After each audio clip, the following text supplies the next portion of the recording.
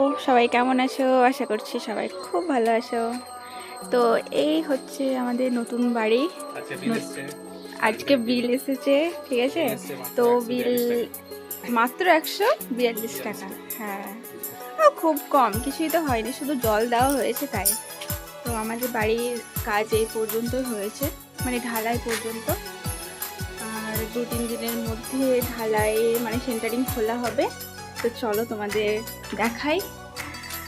এটা হবে পুরো বারান্দা, একটা ছোট জায়গা, যাই হোক এখানে বসার জায়গা হবে।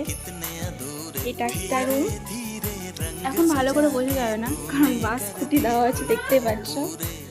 আর এটা হচ্ছে আর একটা রুম, যেটা আমার বরের কাজের ঘর হবে।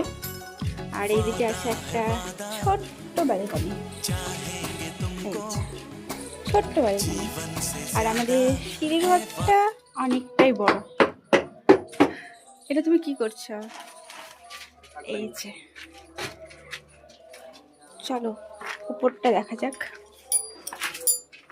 পাইপ পড়ে আছে এখানে।